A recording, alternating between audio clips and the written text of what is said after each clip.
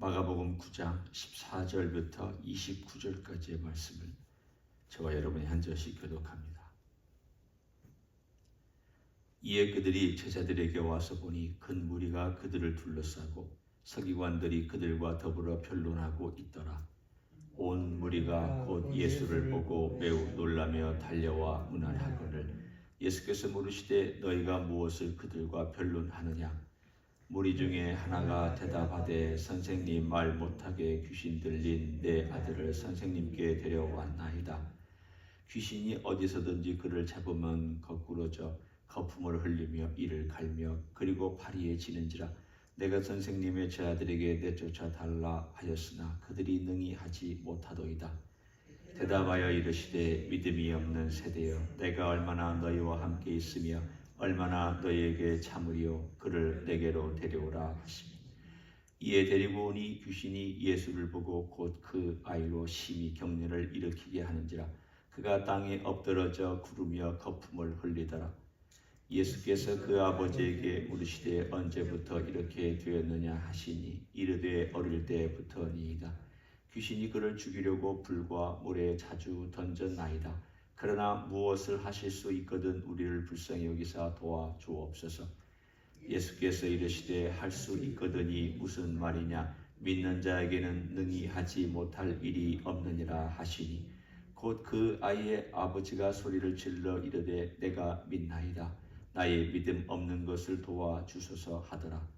예수께서 무리가 달려와 모이는 것을 보시고 그 더러운 귀신을 꾸짖어 이르시되 말 못하고 못 듣는 귀신아, 내가 네게 명하노니 그 아이에게서 나오고 다시 들어가지 말라 하시매 귀신이 소리지르며 아이로 심히 경련을 일으키게 하고 나가니 그 아이가 죽은 것 같이 되어 많은 사람이 말하기를 죽었다 하나 예수께서 그 손을 잡아 일으키시니 이에 일어서니라. 집에 들어가심에 제 아들이 조용히 웃자오되 우리는 어찌하여 능히 그 귀신을 쫓아내지 못하였나이까? 이르시되 기도 외에 다른 것으로는 이런 종류가 나갈 수 없느니라 하시니라. 아멘.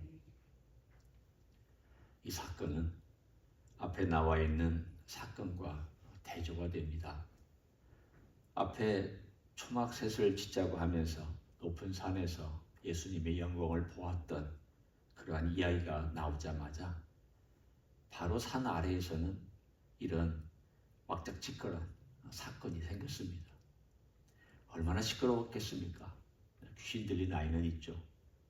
그 아버지는 고쳐달라고 하는데 고치지는 못하고 그야말로 안절부절하지 못하고 있는 얼굴 표정으로 있죠. 거기에다가 무리들과 변론하는데 서기관들까지 거기에 합세해 있습니다. 그러면 이 서기관들은 이론의 대가들입니다. 박사들입니다. 구약 성경에 모르는 구석이 없을 정도로 빠삭한 사람들입니다. 그러니 제자들하고 서기관들하고 싸우면 누가 이기겠습니까? 말발로는 서기관들을 이길 수가 없습니다. 그래서 제자들이 경험은 있지 않습니까? 어떤 경험을 제가 말씀드리는 것입니까? 귀신 쫓아낸 경험이 있습니다. 병 고친 경험이 있습니다. 여러 번 전도여행을 떠나서 예수님께서 귀신을 쫓아내고 병을 고치는 권세를 부여하셨다 혹은 주셨다 그렇게 나와 있습니다. 그러니까 그들 마음속에는 우리는 너희들이 모르는 파워가 있고 권세가 있다. 그러니 우리는 할 수 있다. 경험 많은 사람하고 지식 많은 사람하고 싸우면 누가 이길까요? 지식 많은 사람이 이겨요? 아니에요. 경험한 사람이 이겨요. 아무리 지식이 많아도 나 해봤다 그러면 할 말이 없어요. 내가 해봤더니 됐다 그러면 할 말이 없어요. 그러니 서기관들은 이론으로 무장한 사람이고 제자들은 경험으로 무장한 사람이니까 지금 고치지도 못하고는 있지만 이들은 변론하고 있었습니다. 그 변론이 무슨 의미가 있습니까? 이 세상에 살아가면서 예수 믿는 사람 참 말 많잖아요. 아는 게 많습니다. 그리고 경험한 게 많습니다. 보고 들은 게 많습니다. 설교 들은 거 많습니다. 통독하라고 하면 통독했죠. 성역 공부하라고 하면 성역 공부했죠. 제자훈련 받으라고 하면 제자훈련 받았죠. 또 뭐 하라고 그러면 또 교회 프로그램이 있으면 이거 했죠. 저거 했죠. 아마 여러분 신앙생활 한 20, 30년 줄 잡아서 했을 때 안 해본 거 없으실 겁니다. 그렇죠? 이것저것 다 해봤습니다. 그러면 이것저것 다 해봤다고 영적으로 정말 오늘 본문에 나오는 것처럼 이런 힘 있는 삶을 살아가느냐? 그건 또 다른 이야기입니다. 또 다른 차원의 이야기입니다. 오늘 3명을 데리시고 높은 산에 올라갔던 것이 하늘에서 이런 좀 확대하자면 하늘에서 뜻이 이루어진 것처럼 이런 말처럼 하늘에서 이루어지는 사건이라고 우리가 비유해서 본다면 오늘 이 아래에서 산 아래에서 일어나고 있는 일은 이 땅에서 일어나고 있는 현실입니다. 현실은 이렇게 어렵습니다. 초막셋을 짓고 살 그런 형편이 아닙니다. 우리가 예수님을 위해서 모세를 위해서 엘리야를 위해서 초막셋을 짓고 여기 있으면 좋겠습니다. 하나님의 나라가 지금 당장에 왔으면 좋겠습니다. 그러면 이제 이 세상의 악도 사라지고 병도 사라지고 이 세상의 모든 것들이 다 좋고 율법도 완성되고 선지자 예언도 완성되고 예수님 메시아로 등극하시고 모든 것이 멋지게 되어질 것이니 여기다가 초막셋을 짓고 하나님 나라의 그 영광을 우리가 오는 것을 바라보면서 살면 얼마나 좋습니까? 그러면 참 좋겠죠. 우리도 이 땅 위에서 병 없는 세상, 악이 없는 세상 이런 것이 있으면 참 좋겠는데 오늘 14절부터 29절까지는 우리들에게 여실히 이 세상의 문제가 무엇인지를 보여주는 내용을 담고 있습니다. 봐라, 이게 너희가 살고 있는 현실이다. 이게 너희가 살고 있는 현실인데 그 현실 속에는 귀신 들린 아이가 항상은 아니지만 나타날 것이다. 귀신의 영향력이 언제든지 너희들의 삶 가운데 주장할 것이다. 그리고 너희의 삶은 이렇게 그런 문제가 생기면 영적인 문제를 가지고 이걸 하나님 아버지 앞에 가져오기보다는 이걸 가지고 토론하고 변론하고 쟁론하고 그럴 것이다. 누가 옳으냐, 무엇이 옳으냐. 그야말로 알지 못한 사람이 코끼리 만지면서 이게 다리를 만지면 기둥 같고 몸통을 만지면 벽 같고 그래서 아무것도 모르는 두 사람이 무지한 가운데 서로 자기가 맞다고 주장하는 그러한 변론이나 하고 있는 우리들의 모습에 대해서 이 사건은 얘기해 줍니다. 주님께서 이 사건을 통하여서 특별히 제자들과 그리고 그 아버지를 가르치시고 훈련하고 계십니다. 어떻게 하시는지 한번 우리가 처음부터 봅니다. 온 무리가 15절에 보면 예수를 보고 매우 놀라며 달려와 문안했습니다. 놀랄만 하죠. 왜냐하면 예수님을 보고 놀란 것도 있지만 제자들이 쫓아내지 못한 것도 놀랄만 합니다. 아니 이렇게 잘하던 사람들이 못하는 게 왜 그럴까? 그리고 예수님을 만났으니 반갑고 드디어 이제 예수님 뭔가를 하시지 않을까 기대하면서 문안을 했습니다. 그랬더니 예수님은 뭘 변론하고 있느냐라고 했더니 무리 중에 하나가 대답을 했습니다. 선생님, 말 못하게 귀신 들린 내 아들을 선생님께 데려왔나이다. 오늘 여기 보면 내 아들을 선생님께 데려왔다는 거 보니까 이 아버지가 나서서 드디어 개입을 하기 시작했습니다. 이 말의 내용인즉슨 선생님 제 아들이 못합니다. 너무 무능합니다. 쉽게 얘기하면 도대체 이 선생님은 이 사람들을 어떻게 훈련시킨 겁니까? 라는 말까지도 아마 포함되어 있을 수도 있습니다. 그래서 18절에 이 귀신이 하는 행동을 얘기하면서 선생님이 제 아들에게 내쫓아 달라 하였으나 그들이 능히 하지 못하더이다. 이 말에는 강조가 되어 있습니다. 능히 하지 못한다. 이 말은 아무것도 못한다. 우리도 보통 강조법을 쓸 때에 이런 부사가 들어가잖아. 그 사람 아무짝에도 쓸데없다. 예를 들어서 이런 표현을 쓸 때 이런 표현이 들어가잖아요. 그러니까 지금 이 부모는, 이 아버지는 화급한데 제자들은 무능하고 현실은 녹록지 않고 귀신 들린 이 아이는 거꾸로 지거나 거품 물고 넘어지거나 여전히 현실은 그대로 있고 이 사람들은 아무것도 못하는 그러한 현실 속에서 주님께서 19절에 뭐라고 말씀하셨습니까?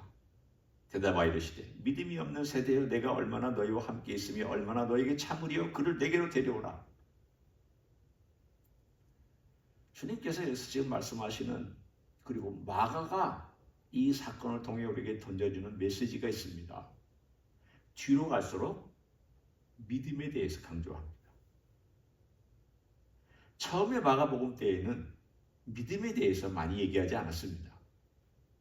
그러나 뒤로 갈수록 믿음을 강조합니다. 그럼 믿음이 뭘까? 마가가 알려주고 있고 예수님께서 알려주고 있는 이 믿음이 뭘까에 대해서 오늘 우리는 한번 초점을 맞춰야 됩니다. 몇 번이나 믿음과 관련된 표현들이 나오는지 첫 번째 19절에 믿음이 없는 세대요 라는 표현이 나와요. 그리고는 이에 20절에 데려오고 나서 21절 언제부터 이렇게 되었느냐? 아니 왜 주님은 급한데 이런 질문을 하십니까?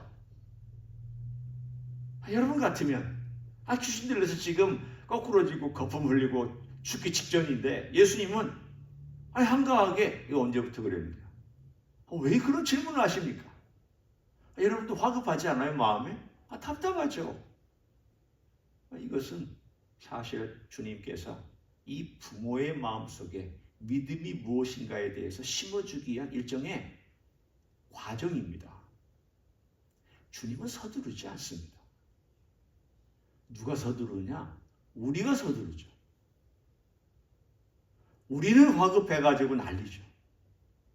보면은 우리 한국 사람은 다 성질이 빨라요.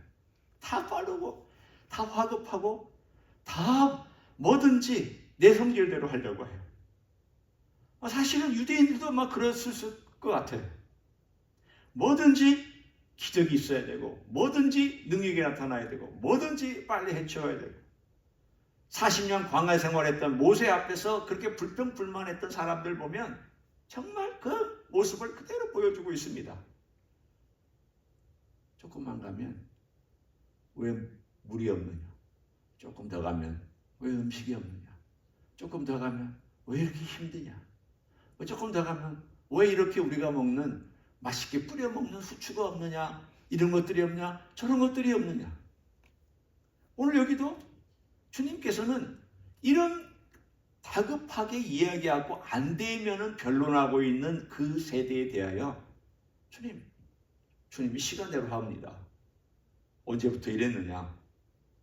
그랬더니 오늘 22절에 어릴 때부터입니다. 22절에 귀신 그를 죽이려고 불과 물에 자주 던졌나이다. 그러나 무엇을 하실 수 있거든 우리를 불쌍히 여기서 도와달라고. 이게 바로 이 부모에게서 듣고자 하는 주님의 메시지예요. 어떤 거냐? 네가 나를 의지하고 있느냐? 그리고 할 수 있거든 무엇을 하실 수 있거든 우리를 불쌍히 여기서 도와주소서 라는 초급 단계의 표현을 주님께서는 듣고 싶으셨습니다. 물론 믿음이 없는 표현입니다. 하실 수 있거든 이 말은 뭐냐면 주님을 아직은 의심하고 있습니다. 주님 하실 수 있습니다 하고 하실 수 있거든 하고는 겸손한 표현의 차이가 아닙니다. 이거는 주님께서 행하처를 불쌍히 여기신다면 이렇게 해주시기를 부탁합니다. 이런 표현이 아니라 하실 수 있거든. 이건 그야말로 완전히 조건적입니다. 가정법입니다. 당신이 그런 능력이 있다면 행하여 주십시오 라는 표현입니다. 그런 이 단계가 필요합니다. 전혀 믿음이 없는 단계에서 믿음으로 나아가려면 주님이 하실 수 있을까? 주님이 어떤 분인가? 그리고 주님께서 어떤 분이길래 이런 말씀을 하시는가를 고민하는 단계가 필요하는데 바로 그 단계에 지금 이 아버지가 접어들고 있습니다. 그럴 때 주님께서 뭐라고 말씀하셨습니까? 믿음에 관련된 얘기를 했습니다. 할 수 있거든이 무슨 말이냐? 믿는 자에게는 능히 하지 못할 일이 없느니라. 두 번째 주님께서 하신 말씀이 뭐냐면 믿음이 있으면 이런 일들이 일어난다. 그러면 이 믿음이 뭐냐는 거예요. 믿음은 능력 아닙니다. 믿음은 내 안에 내재되어 있는 힘 아닙니다. 믿음은 내가 가진 어떤 본연의 것들 아닙니다. 믿음은 내게서 존재하지 않습니다. 믿음은 나에게서 나온 것이 아닙니다. 믿음은 사실 선물입니다. 좀 의아하게 생각하실 수 있습니다. 아니, 믿음은 내가 믿는 거 아닙니까? 여러분 어떠세요? 내가 믿는 거였습니까? 성령께서 우리의 눈을 열어주지 않고 우리가 볼 수 있었습니까? 성령께서 내 마음속에 역사하시지 않고 내가 믿을 수 있었습니까? 성령께서 이 말씀을 내게 깨닫게 해주시고 십자가의 복음과 도리를 받아들이게 도와주시지 않았다면 내가 믿을 수 있었습니까? 만약에 이게 변론이나 논리로 되는 일이었다면 서기관들이 제일 먼저 믿어야죠. 바리새인들이 제일 먼저 믿어야죠. 그들이 제일 똑똑하고 제일 성경을 잘 알았으니까, 제일 이론적이었으니까 그들이 먼저 믿었어야죠. 안 믿었잖아요. 결국은 믿음도 선물입니다. 어떤 의미에서 보면 우리가 여기 있다는 것 자체도 사실은 주님의 은혜고 선물입니다. 그러나 이 과정 속에서 주님께서 지금 이 아버지를 인도해 나가는 과정에서 이 아버지가 믿음이 뭐라는 걸 가르쳐주고 있는데 그 믿음은 뭐냐? 너 믿으면 능히 하지 못할 일이 없다. 그러면 제가 이 믿음이라는 어떤 파워입니까? 그걸 얘기하는 게 아닙니다. 내가 오늘 물었잖아요. 그 물음에 대한 대답이에요. 무엇을 하실 수 있거든? 누가? 예수님이, 주님께서 무엇을 하실 수 있거든? 그 다음 우리를 불쌍히 여기사. 불쌍히 여기는 게 누구예요? 예수님이죠. 도와주옵소서. 도와주는 분이 누구예요? 예수님이죠. 세 가지가 다 예수님이에요. 뭘 하실 수 있는 분도 예수님, 불쌍히 여기는 분도 예수님, 도와주는 분도 예수님. 그러면 이 믿음이라는 이 세 가지를 다 종합해서 누구에게로 집중하는 거냐? 예수님에게 집중하는 겁니다. 예수님 그분에게 집중하고 그분이 할 수 있다. 그분이 불쌍히 여기신다. 그리고 그분이 도와줄 수 있다. 이걸 받아들이는 게 믿음입니다. 오늘 그 믿음에 대해서 지금 설명하고 있는 거예요. 이 아버지와 대화하면서 네가 그렇게 말하지 않았느냐. 그렇지만 믿음이 뭔가를 내가 알려주겠다. 믿는 자에게 능히 하지 못할 일이 없는데 이런 거다. 그러면서 24절을 보면 이 아버지가 어떻게 표현한지를 보십시오. 곧 그 아이의 아버지가 소리를 질러 이르되 보십시오. 그 전에는 제자들을 야단치듯 제자들에게 뭐라고 하듯 소리를 내서 얘기했던 사람이 크게 소리를 질러서 뭐라고 얘기했냐면 믿나이다. 나의 믿음 없는 것을 도와주소서라고 표현하고 있습니다. 드디어 믿음으로 들어가는 단계죠. 이 두 번째 단계야말로 진짜 믿음으로 들어간 단계입니다. 그랬더니 주님께서 이 아버지의 이 믿음의 고백을 들으시고 말 못하고 못 듣는 귀신아 내가 네게 명하노니 그 아이에게서 나오고 다시 들어가지 말라 하심에 그래서 이 귀신 나가고 이 아이를 건강하게 아버지에게 돌려줬습니다. 믿음은 예수님께서 어떤 일을 행하시고 예수님이 어떤 분인지를 아는 것, 이게 믿음입니다. 믿음은 내게서부터 나오지 않습니다. 믿음은 주님께서 주셔야 되고 성령께서 열어주셔야 되고 성령께서 우리의 길을 인도해 주셔야 되기 때문에 우리는 뭐라고 부탁했느냐? 나의 믿음 없음을 도와주소서. 나의 불신앙을 도와주소서. 내가 이렇게 연약하게 주님을 잘 신뢰하지 못한 것을 불쌍히 여겨주소서. 그 겸손함 가운데 믿음이 성장합니다. 믿음은 제자훈련 가지고 성장하는 것 같지 않아요.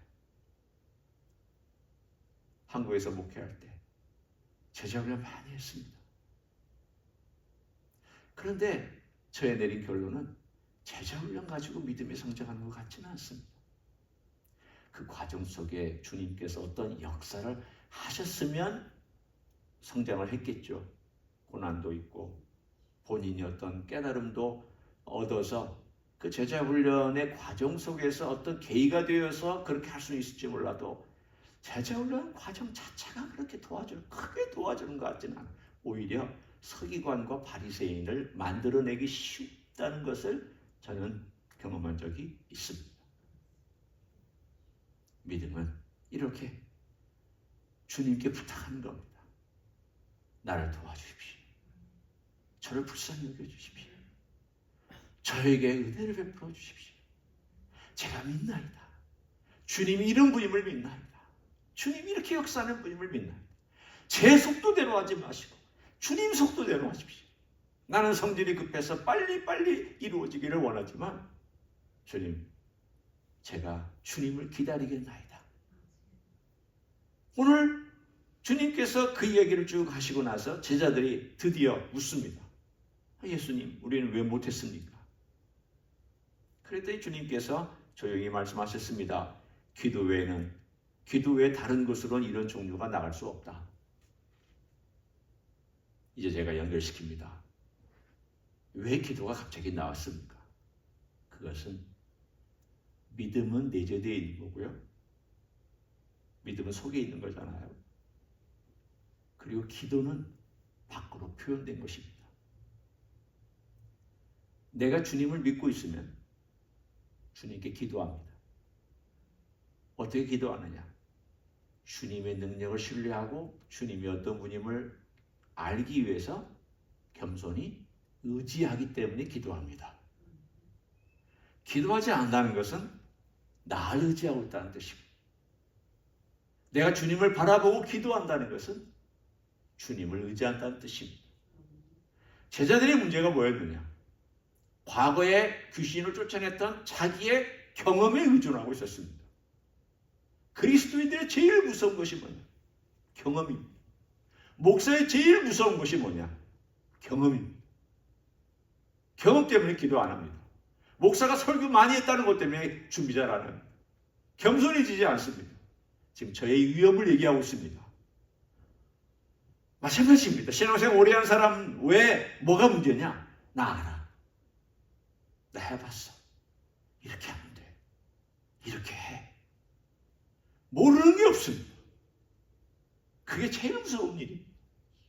제자들의 위험은 이 어려운 상황에서 예수 그리스도의 능력을 의지하고 기도해야 될 그 시간에 자기 힘으로 하려다가 안 되니까 변론하고 있고 따지고 있었습니다. 이게 신앙의 가장 무서운 부분들입니다. 오늘 우리가 할 일이 뭐냐? 다른 거 없습니다. 기도라 다른 거 아니잖아요. 기도란 예수님 앞에 와서 내가 얼마나 부족한지를 고백하고 내가 얼마나 믿음이 없는지를 고백하고 주님 저를 도와달라고, 그리고는 귀신 들린 이 아이의 문제처럼 심각한 문제를 주님께 내어놓고 주님 역사해 주십시오. 해결해 주십시오. 제가 주님을 신뢰합니다. 주님의 때에 주님의 방법으로 주의 능력으로 이 모든 것들을 해결하여 주시기를 원합니다. 라는 그 자세가 기도인 줄 믿습니다. 기도와 믿음은 같이 갑니다. 믿음 없는 기도는 기도 아니고요. 또 기도 없는 믿음은 뭔가 아주 문제가 있습니다. 믿으면 기도하게 되어 있고 기도하는 사람은 믿음의 사람입니다. 오늘 하루도 이런 믿음의 기도가 여러분의 삶에 기적을 일으킬 줄 믿습니다. 기도하시겠습니다. 하나님 아버지 고맙고 감사합니다. 우리가 한 사건을 오늘 묵상해 보았습니다. 제자들은 귀신이 들려서 힘들어하는 아이를 도와주지 못했습니다. 그러고 났더니 변론만 하고 있었습니다. 이것이 우리의 모습은 되지 않기를 원합니다.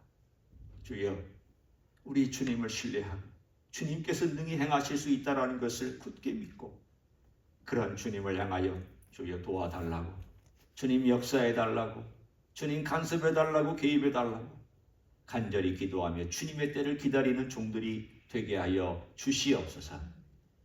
이제는 우리 구주 예수 그리스도의 은혜와 하나님 아버지의 극진하신 사랑과 성령 하나님 교통하심의 역사가 오늘도 예수님이 누구시며 예수님이 어떤 일을 행하신지를 우리가 바라보고 그 예수님에게 부탁하고 그 예수님께 은혜를 구하고 예수님의 능력과 도우심의 간섭을 간구하며 오늘도 주님 전적으로 바라보며 살기를 소원하는 이 자리에 참여한 모든 종들 위에와 주임지 히스교회 위에와 이민교회들과 한국교회들과 선교사님들 위에 이제로부터 영원히 함께 하실지어다. 아멘.